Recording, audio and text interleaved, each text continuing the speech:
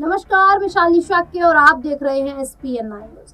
हरियाणा के मुख्यमंत्री नायब सिंह सैनी ने गुरुवार को कांग्रेस पर जमकर हमला साधा। उन्होंने कहा कि प्रदेश में कांग्रेस हार रही है। उन्होंने लोकसभा चुनावों में हार का सामना करना पड़ेगा। करनाल में मीडिया से बातचीत के दौरान सीएम सैनी ने वंशवाद की राजनीति का जिक्र किया। उन्होंने कहा, कांग्रेस परिवारवाद मोह में फंस गई है। मैंने पहले भी कहा है कि कांग्रेस एक विभाजित घर है और उनकी अंदरूनी कलह पहले भी सार्वजनिक मंचों पर सामने आ चुकी है। सीएम नायब सिंह सैनी ने कहा कि पूरी कांग्रेस परिवारवाद के मोह में फंसी हुई है और क्या कुछ कहते नजर आए हैं, देखिए इस रिपोर्ट में। विपक्ष कह रहा है 400 पार आ गई तो आप संविधान बदल देंगे। देखिए, विपक्ष झूठ का सहारा लेकर के देश को भी गुमराह कर रहा है और देश के लोगों को भी कमजोर करने का, उनका मॉरल तोड़ने का काम ये कांग्रेस की आज से नहीं, ये लंबे समय से जब से देश आजाद हुआ है कांग्रेस उस सोच के ऊपर काम करती रही कि लोगों को गरीब रखिए, लोगों को उनके हालात के ऊपर छोड़िए और छोड़ करके उनको वोट बैंक के रूप में इस्तेमाल करिए। परंतु आज ये मोदी का भारत है, ये 21वीं सदी का भारत है। अब लोग कांग्रेस के उस कच्चे चिट्ठे को समझ चुके हैं, उनके नकाब को वो देख चुके हैं कि इनकी जो सोच है वो किस प्रकार की सोच है।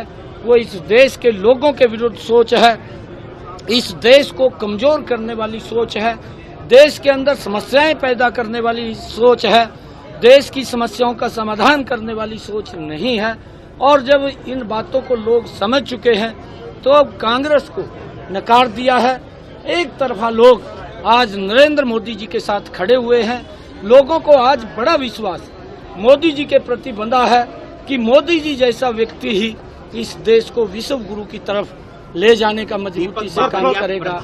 तो आपने देखा कि किस प्रकार नायब सैनी ये कहते दिख रहे हैं कि विपक्ष झूठ का सहारा लेकर देश को गुमराह कर रहा है। जब से देश आजाद हुआ है कांग्रेस लोगों को गरीब बनाए रखने और उन्हें वोट बैंक के रूप में इस्तेमाल करने की विचारधारा पर काम कर रही है।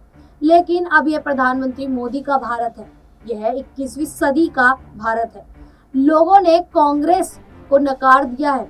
एक तरफा लोग आज प्रधानमंत्री मोदी के साथ खड़े हुए हैं। वहीं उन्होंने ये भी कहा कि रोहतक में कांग्रेस के कई वरिष्ठ नेता हैं जो लोकसभा का चुनाव लड़ सकते हैं, लेकिन हुड्डा अपने परिवार से बाहर ही नहीं आ रहे हैं।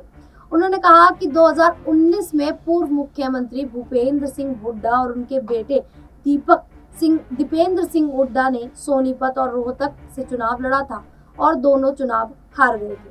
भूपेंद्र सिंह हुड्डा इस बार अपने बेटे को रोहतक से चुनाव लड़ाने के लिए जोरदार मेहनत करते नजर आ रहे हैं। इस बार वो फिर हारेंगे। मुख्यमंत्री से कांग्रेस के हरियाणा मामले के प्रभारी दीपक बावरिया की तरफ से हाल ही में राज्य में पार्टी नेताओं को पत्र लिखा।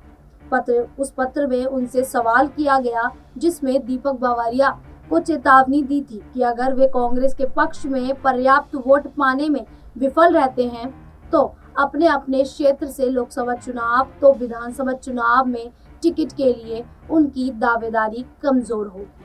बता दें कि इस पर सीएम सैनी ने कहा कि जैसा कि मैंने कहा कि कांग्रेस एक विभाजित घर है, बावरिया क्या करेंगे? वह केवल पत्र लिख सकते हैं, लेकिन कांग्रेस चुनाव में हार जाएगी। बता दें कि हरियाणा की सभी 10 लोकसभा सीटों पर 25 मई को छठे चरण में मतदान होगा।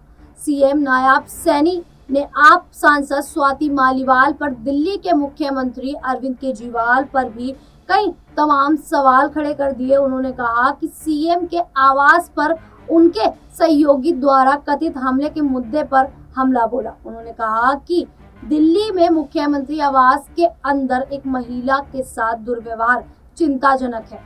मामले में दिल्ली पुलिस ने FIR दर्ज कर ली है।